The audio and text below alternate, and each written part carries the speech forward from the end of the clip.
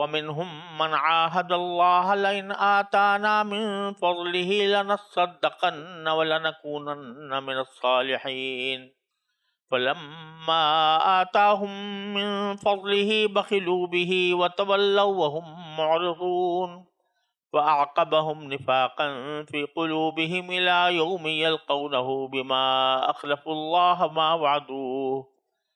بما وعدوه وبما كانوا يكذبون ألم يعلموا أن الله يعلم سرهم ونجواهم وأن الله علام الغيوب الذين يلمزون المطوعين من المؤمنين في الصدقات والذين لا يجدون إلا جهدهم فيسخرون منهم سخر الله منهم ولهم عذاب أليم استغفر لهم أو لا تستغفر لهم إن تستغفر لهم 70 مرة فلن يغفر الله لهم ذلك بأنهم كفروا بالله ورسوله والله لا يهدي القوم الفاسقين۔ یہ سورہ توبہ کی آیت نمبر 75 سے آیت نمبر 80 تک میں نے تلاوت کی ہے۔ اس سے پہلے بھی منافقین کا بیان چل رہا ہے اور آگے بھی کافی دور تک یہ بیان کیا ہے۔ ان منافقین کی جو قابل اعتراض سرگرمیاں تھیں ان کا تذکرہ اس سے پہلے بھی فرمایا گیا تھا، اور ان آیات میں ان کے کچھ اور معائب بیان فرمائے گئے ہیں۔ ان آیات کا ترجمہ یہ ہے کہ انہی میں وہ لوگ بھی ہیں جنہوں نے اللہ سے یہ عہد کیا تھا کہ اگر وہ اپنے فضل سے ہمیں نوازے گا تو ہم ضرور صدقہ کریں گے اور یقیناً نیک لوگوں میں شامل ہو جائیں گے، لیکن جب اللہ نے ان کو اپنے فضل سے نوازا تو اس میں بخل کرنے لگے اور منہ موڑ کر چل دیے۔ نتیجہ یہ کہ اللہ نے سزا کے طور پر نفاق ان کے دلوں میں اس دن تک کے لیے جما دیا ہے جس دن وہ اللہ سے جا کر ملیں گے، کیونکہ انہوں نے اللہ سے جو وعدہ کیا تھا اس کی خلاف ورزی کی اور کیونکہ وہ جھوٹ بولا کرتے تھے۔ کیا انہیں یہ پتہ نہیں تھا کہ اللہ ان کے تمام پوشیدہ باتوں اور سرگوشیوں کو جانتا ہے، اور یہ کہ اس کو غیب کی ساری باتوں کا پورا علم ہے۔ یہ منافق وہی ہیں جو خوشی سے صدقہ کرنے والے مومنوں کو بھی طعنے دیتے ہیں، اور ان لوگوں کو بھی جنہیں اپنی محنت کی آمدنی کے سوا کچھ اور میسر نہیں ہے، اس لیے وہ ان کا مذاق اڑاتے ہیں۔ اللہ ان کا مذاق اڑاتا ہے اور ان کے لیے دردناک عذاب تیار ہے۔ اے نبی صلی اللہ علیہ وسلم، تم ان کے لیے استغفار کرو یا نہ کرو، اگر تم ان کے لیے 70 مرتبہ استغفار کرو گے تب بھی اللہ انہیں ہرگز معاف نہیں کرے گا۔ یہ اس لیے کہ انہوں نے اللہ اور اس کے رسول کے ساتھ کفر کا رویہ اپنایا ہے، اور اللہ نافرمان لوگوں کو ہدایت تک نہیں پہنچاتا۔ ان آیات کریمہ میں منافقین کی متعدد ناقابل قبول اور قابل اعتراض سرگرمیوں کا بیان ہے، جن میں سے پہلی بات آیت نمبر 75 میں اور 76 میں یہ فرمائی گئی ہے کہ ان میں سے بعض لوگ ایسے ہیں جنہوں نے اللہ کے ساتھ یہ عہد کیا تھا کہ اگر اللہ تعالی ہمیں اپنے فضل سے مال و دولت عطا فرمائے گا تو ہم صدقہ کریں گے اور ہم نیک لوگوں میں شامل ہو جائیں گے، لیکن جب اللہ تعالیٰ نے اپنے فضل سے ان کو دے دیا تو انہوں نے اس سے بخل اختیار کیا اور اپنے اس عہد سے پھر گئے۔ یہاں بیان ایک عمومی نوعیت کا ہے کہ بعض لوگ ایسا کرتے ہیں۔ اس سے یہ بات واضح ہو رہی ہے کہ نزول قرآن کریم کے وقت اور ان آیات کے نزول کے وقت میں کچھ لوگوں کا رویہ اس قسم کا تھا۔ اس سلسلے میں ایک روایت ہے جو تفسیر و حدیث کی متعدد کتابوں میں حضرت ابو امامہ باہلی رضی اللہ تعالیٰ عنہ کے حوالے سے نقل ہوئی ہے، اور اس میں یہ واقعہ بیان کیا گیا ہے کہ ایک شخص تھا جس کا نام ثعلبہ ابن حاطب تھا. اس نے رسول کریم صلی اللہ علیہ وسلم کی خدمت میں حاضر ہو کر یہ درخواست کی کہ آپ میرے لیے دعا فرمائیں کہ میں مالدار بن جاؤں. آپ نے شروع میں ان کو یہ کہا کہ کیا تم کو میرا طریقہ پسند نہیں ہے؟ اور آپ نے یہ بھی فرمایا کہ میں اللہ کی قسم کھا کر کہتا ہوں کہ اگر میں چاہتا تو مدینہ منورہ کے پہاڑ سونا بن کر میرے ساتھ پھرا کرتے، مگر مجھے ایسی مالداری پسند نہیں. یہ شخص اس وقت چلا گیا، دوبارہ پھر آیا اور پھر یہی درخواست پیش کی اور ساتھ میں یہ عہد کیا کہ اگر مجھے مال مل گیا تو میں ہر حقدار کو اس کا حق پہنچاؤں گا. رسول کریم صلی اللہ علیہ وسلم نے دعا کر دی.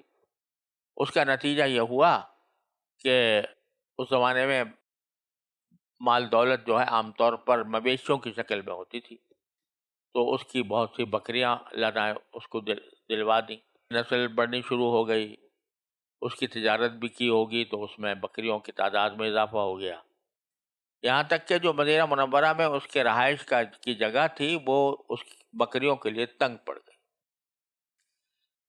تو اس نے پھر دیکھا کہ یہاں جگہ تنگ ہے تو مدینہ منورہ سے باہر جا کر کہیں باڑہ بنایا، باہر چلا گیا اور ان کے ساتھ اتنا مشغول ہونے لگا کہ سوائے ظہر اور عصر کی دو نمازوں کے کہ وہ تو مدینہ میں آ کر پڑھتا، باقی نمازیں مسجد میں آتا نہیں تھا. پھر انہی بکریوں میں اتنا اضافہ ہوا کہ وہ جگہ بھی تنگ ہو گئی اور مدینہ منورہ سے کہیں دور جا کر کوئی جگہ لی. اب جب وہاں دور چلا گیا تو 5 وقتوں میں سے 2 وقت جو آیا کرتا تھا وہ بھی آنا بند ہو گیا اور صرف جمعہ کی نماز کے لیے مدینہ آتا. اور یہاں تک کہ اور جب مال میں وسعت ہوئی تو اس نے وہ جگہ بھی چھوڑی اور مدینہ سے بہت دور چلا گیا. وہاں پھر جمعہ میں بھی حاضری ممکن نہ رہی. اسی زمانے میں رسول کریم صلی اللہ علیہ وسلم نے لوگوں سے معلومات کی کہ بھئی وہ ثعلبہ نظر آتا نہیں، کہاں ہے؟ تو لوگوں نے بتایا کہ اس کے پاس اتنا مال آ گیا ہے کہ اب وہ شہر میں رہنے کے قابل نہیں رہا، دور چلا گیا ہے. تو اس وقت آپ نے 3 مرتبہ یہ فرمایا کہ یا ویح ثعلبہ، افسوس ہے ثعلبہ کے اوپر. یہ بات 3 مرتبہ فرمائی. اب جب قرآن کریم کی طرف سے زکوٰۃ کے مسکی وصول یابی کے احکام نازل ہوئے، جس کی آیت پچھلی آیات میں تفصیل گزر چکی ہے، تو رسول کریم صلی اللہ علیہ وسلم نے مختلف لوگوں کو صدقات وصول کرنے کے لیے بھیجا. جیسا میں نے عرض کیا اس زمانے میں زیادہ تر مال و دولت مویشیوں کی شکل میں لوگوں کے پاس ہوتی تھی، تو جن کے پاس مویشی ہوتے تھے ان کے پاس حضور اقدس صلی اللہ علیہ وسلم کے کارندے جا کر اس کی زکوٰۃ وصول کیا کرتے تھے، اور اسی طرح زرعی پیداوار جو ہوتی تھی اس کے کا عشر وصول فرمایا کرتے تھے. تو نبی کریم صلی اللہ علیہ وسلم نے کچھ کارندوں کو، صحابہ کرام میں سے کچھ حضرات کو بھیجا صدقات کے لیے. تو اس میں ظاہر ہے کہ ان کے پاس بہت مویشی تھے، تو یہ حضرات ان کے پاس پہنچے تو انہوں نے سے جب یہ بتلایا کہ رسول کریم صلی اللہ علیہ وسلم نے ان مویشیوں پر آپ کے ذمے صدقہ فرض کیا ہے، زکوٰۃ فرض کی ہے، تو آپ اس کو ادا کریں اس کے مطابق. تو اس نے اس پر یہ کہا کہ کیا مجھ سے جزیہ لینے آئے ہو؟ یعنی جزیہ غیر مسلموں سے لیا جاتا تھا، جس کی تفصیل پیچھے سورہ انفال میں گزر چکی ہے.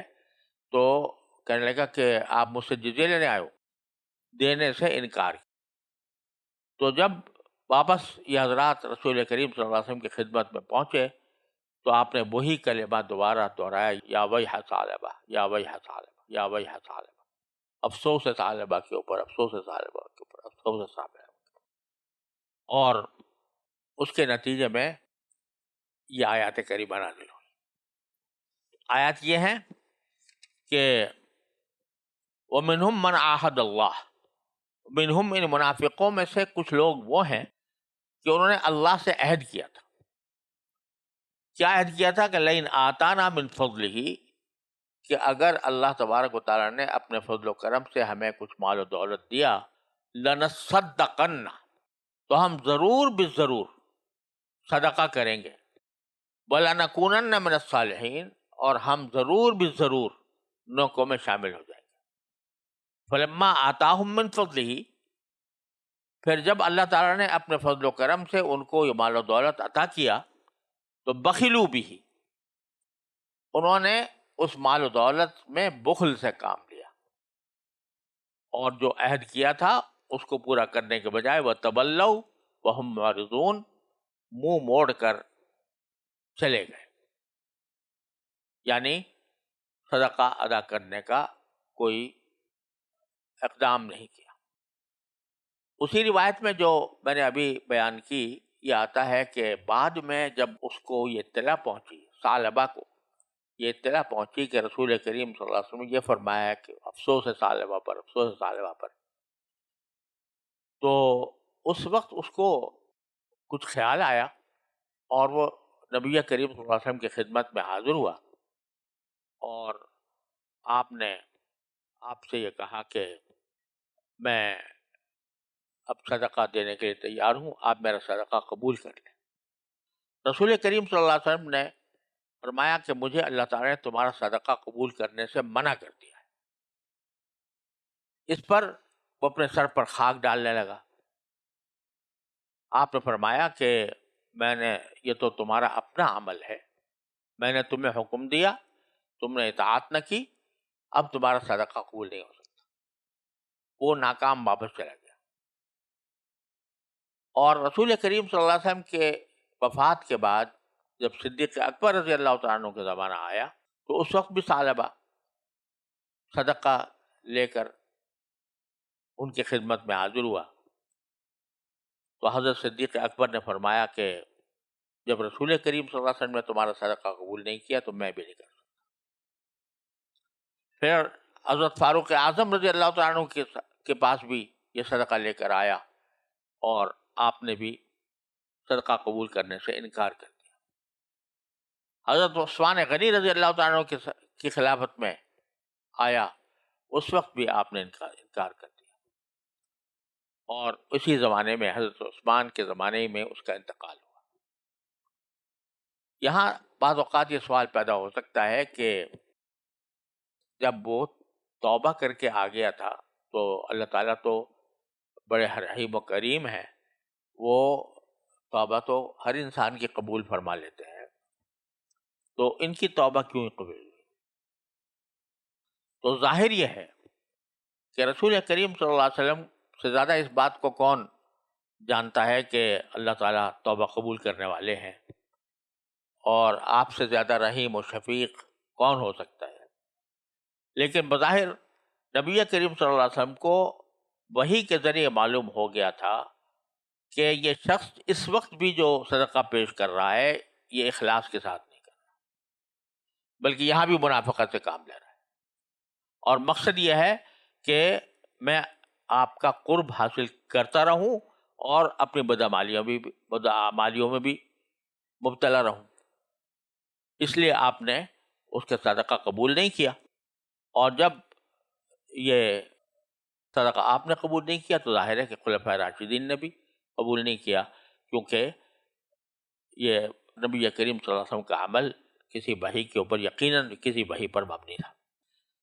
اس واقعے میں بہت بڑا سبق ہے ہر اس شخص کے لیے جو اپنے کسی دنیاوی مفاد کی خاطر وعدے کر بیٹھتا ہے اللہ تعالیٰ سے، یا اللہ میرا یہ کام ہو جائے تو میں ایسا ہوں گا، بڑا کام کروں گا. بعض اوقات تو نظر مان لیتے ہیں لوگ، اور پھر نظر مان کر اس کی خلاف ورزی کرتے ہیں. وہ تو ہے ہی حرام، اور نظر کے مستقل احکام ہیں کہ اگر کوئی شخص آدمی منت ماننا جس کو کہتے ہیں، کوئی منت مان لے اور پھر اس کی خلاف ورزی کرے تو یہ بہت بڑا گناہ کبیرہ ہے. یہ تو اپنی جگہ ہے، لیکن اگر نظر کے الفاظ نہ ہوں، لیکن آدمی کسی سے وعدہ کر رہا ہے، یا خود اپنے دل میں اس نے یہ سوچا ہے کہ اگر مجھے یہ نعمت مل گئی تو میں اس نعمت کو فلاں کار خیر میں خرچ کروں گا، تو اس کو چاہیے کہ اس کا خیال کرے، اور چاہے نظر نہ مانی ہو لیکن صرف ارادہ کیا ہو، اپنے دل میں اس کی نیت یہ ہو، تو اس کو اس نیت کو پورا کرنا چاہیے، کار خیر کو پورا کرنا چاہیے، اور اس بات سے ڈرنا چاہیے کہ اگر وہ اس کام کو پورا نہ کر سکا تو اللہ تعالیٰ کی ناراضی کا اندیشہ ہو سکتا ہے۔ یعنی اگر کسی مفتی سے، فقیہ سے پوچھے کہ میں نے یہ ارادہ کیا تھا اپنے دل میں، اور میں نے اللہ تعالیٰ سے یہ کہا تھا کہ اللہ اگر ایسا، دل میں یہ کہا تھا کہ اگر ایسا ہو جائے تو میں فلاں کام کروں گا، تو اگر کسی سے کوئی فتویٰ پوچھے کہ آیا یہ نظر منعقد ہو گئی یا نہیں ہو گئی، تو فتویٰ تو شاید یہ مل جائے گا، کیونکہ نظر منعقد نہیں ہوئی جب تک کہ نظر کے الفاظ نہ ہوں کہ میں منت مانتا ہوں، مثال کے طور پر یہ الفاظ نہ کہے، اس وقت تک نظر منعقد نہیں ہوتی۔ لیکن یہ جو اس نے ایک ارادہ کیا اور اس ارادے کی بنیاد پر اللہ تعالیٰ سے کوئی چیز مانگی، اللہ تعالیٰ نے وہ دے دی، تو پھر اس کو چاہیے کہ چاہے وہ فتوے کے لحاظ سے واجب نہ ہو، لیکن اس کو حتی الامکان اس اپنے وعدے کو پورا کرنا چاہیے۔ آگے باری تعالیٰ نے فرمایا فَأَعْقَبَهُمْ نِفَاقًا فِي قُلُوبِهِمْ، جن لوگوں نے یہ حرکتیں کی کہ اللہ تعالیٰ سے عہد کیا، اللہ تعالیٰ نے ان کو اپنے فضل و کرم سے مال و دولت عطا کی، پھر بھی انہوں نے اس مال کا حق ادا نہ کیا، تو اس کے نتیجے میں اللہ نے نفاق ان کے دلوں میں پیچھے لگا دیا۔ فَأَعْقَبَهُمْ نِفَاقًا فِي قُلُوبِهِمْ، عَقَبَهُمْ کے معنی ہے اس کے ان کے پیچھے لگا دیا۔ کیا لگا دیا؟ نفاق ان کے دلوں میں لگا دیا، إِلَى يَوْمِ يَلْقَوْنَهُ، نفاق اس وقت تک ان کا باقی رہے گا جب تک اللہ تعالیٰ سے جا کر وہ ملاقات نہیں کر لیں گے، یعنی زندگی بھر، اور وہ نفاق باقی رہے گا، اس لیے کہ انہوں نے خود اپنے اختیار سے نفاق کا راستہ پسند کیا اور اس پر قائم رہے، مرتے دم تک قائم رہے، تو اللہ تعالیٰ نے اس نفاق کو ان کے اوپر جما دیا۔ یہ مضمون پہلے بھی کئی جگہ گزر چکا ہے کہ جب کوئی شخص کسی نافرمانی پر کمر باندھ لیتا ہے اور اس میں اتنا آگے بڑھ جاتا ہے کہ اللہ تعالیٰ کو بالکل بھول جاتا ہے، تو بعض اوقات اللہ تبارک و تعالیٰ اس کے دل پر مہر لگا دے، جس کے نتیجے میں پھر اس کو واپس اصلاح کی طرف آنے کی توفیق نہیں ہوتی۔ تو یہی بات اللہ تعالیٰ یہاں پر فرما رہے ہیں کہ چونکہ انہوں نے اپنے اختیار سے یہ راستہ اختیار کیا، اس لیے اللہ تعالیٰ نے وہ نفاق قیامت کے دن تک ان کے دل میں جما دیا۔ بما اخلف اللہ ما وعدوہ، اس وجہ سے کہ انہوں نے اللہ کے ساتھ جو وعدہ کیا تھا اس کی خلاف ورزی کی، وبما کانوا یکذبون، اور اس وجہ سے کہ وہ جھوٹ بولا کرتے تھے۔ الم یعلموا، کیا ان کو یہ بات معلوم نہیں، ان اللہ یعلم سرہم ونجواہم، کہ اللہ تبارک و تعالی ان کے تمام پوشیدہ باتوں کو اور سرگوشیوں کو جانتا ہے۔ دو باتیں ذکر کی بعد، سرہم کے معنی ان کی پوشیدہ باتیں جو وہ عام لوگوں سے چھپ کر کسی سے کوئی بات کی تو وہ ان کی پوشیدہ بات ہے، اور دل میں ان کے کوئی بات آئی کہ میں ایسا مجھے کرنا چاہیے، وہ بھی سر کے اندر داخل ہے۔ اور نجوا کے معنی یہ ہے کسی کے ساتھ چپکے سے بات کرنا، خفیہ طریقے سے سرگوشی کرنا۔ تو منافقین کا معاملہ یہ تھا کہ ایک تو نفاق ان کے دل میں چھپا ہوا تھا، ظاہر اسلام کرتے، اپنے آپ کو مسلمان کہتے تھے لیکن دل سے مسلمان نہیں تھے، اور اپنی آپس کی مجلسوں میں، آپس کی محفلوں میں چپ کے باتیں بھی کرتے تھے، اپنے نفاق کی باتیں، اپنے کفر کی باتیں چپ کے کیا کرتے تھے. تو اللہ تعالیٰ فرماتے ہیں کیا ان کو یہ پتہ نہیں تھا کہ اللہ تعالیٰ جانتا ہے کہ وہ کیا چیز چھپا رہے ہیں اور کیا سرگوشی کی باتیں کر رہے ہیں؟ تو حالانکہ اللہ تعالیٰ کے اوپر تو کم از کم یقین ہوگا ان کو. اگر اسلام کے دوسرے عقائد پر یقین نہ ہو، لیکن اللہ تعالیٰ کے علم پر تو ایک ہر کافر کو بھی بھروسہ ہوتا ہے کہ اللہ تعالیٰ سب کچھ جانتا ہے. تو اب یہ چوری چھپے جو حرکتیں کرتے تھے، کیا ان کو یہ معلوم نہیں تھا کہ اللہ تبارک و تعالیٰ ان کے سارے پوشیدہ باتوں کو جانتا ہے؟ ان اللہ علام الغیوب، اور اللہ تعالیٰ ساری غیب کی باتوں کو خوب جاننے والا ہے. پھر آگے ان کی ایک اور حرکت بیان کی ہے. خود اپنا تو معاملہ یہ تھا کہ اللہ تعالیٰ سے صدقہ دینے کی اور خیر کے کاموں میں خرچ کرنے کا وعدہ کرنے کے باوجود انکار کر دیا. لیکن جب مسلمان خوش دلی کے ساتھ اللہ تعالیٰ کی رضا کی خاطر نبی کریم صلی اللہ علیہ وسلم کے سامنے اپنے صدقات پیش کرتے تھے تو یہ ان کو طعنے دیتے تھے اور ان کا مذاق اڑاتے تھے. حدیث میں اس کی تفصیل آئی ہے صحیح بخاری کی حدیث میں کہ اگر کوئی مالدار آتا اور اپنے مال کا ایک بڑا حصہ لا کر صدقہ میں دیتا تو یہ کہتے ہیں کہ یہ تو ریاکاری کر رہے ہیں، دکھاوے کے لیے دے رہا ہے. اور اگر کوئی غریب بیچارہ تھوڑا سا اپنی استطاعت کے مطابق کوئی صدقہ لے کر آ رہا تو وہ کہتے ہیں کہ کیا اللہ میاں کو کیا ملے گا اس سے، یا اللہ تعالیٰ تمہاری صدقے کا محتاج نہیں ہے. تو دونوں صورتوں میں مالدار جو صدقہ دیتے تھے ان پر طعنے کرتے تھے، اور جو غریب آدمی لاتے تھے اس کا مذاق اڑاتے. اس کا ذکر کیا اللہ تعالیٰ نے کہ الذین یلمزون المتطوعین من المؤمنین فی الصدقات. یہ وہ لوگ ہیں جو طعنے دیتے ہیں. کس کو طعنے دیتے ہیں؟ المتطوعین، یعنی خوش دلی سے صدقے دینے والوں کو. من المؤمنین، مومنون میں سے جو لوگ خوشی سے صدقہ دیتے ہیں ان کو طعنے دیتے ہیں. والذین لا یجدون الا جہدہم، اور ان کو بھی طعنے دیتے ہیں کہ جن کے پاس اپنی مزدوری میں سے ہمت کر کے کچھ صدقہ نکال لیتے ہیں یا اپنے آمدنی کا کچھ حصہ نکال لیتے ہیں. لا یجدون، وہ نہیں پاتے، یعنی ان کے پاس نہیں ہے مگر وہ جو محنت سے کماتے ہیں. الا جہدہم فیسخرون منہم، تو یہ ان کا مذاق اڑاتے ہیں. صحیح بخاری کی حدیث میں ہے کہ حضرت ابو مسعود رضی اللہ تعالیٰ عنہ صحابی ہیں، وہ فرماتے تھے کہ جب صدقات کی فضیلت ہمیں معلوم ہوئی تو ہمارے پاس پیسے تو تھے نہیں کہ ہم وہ صدقہ کریں.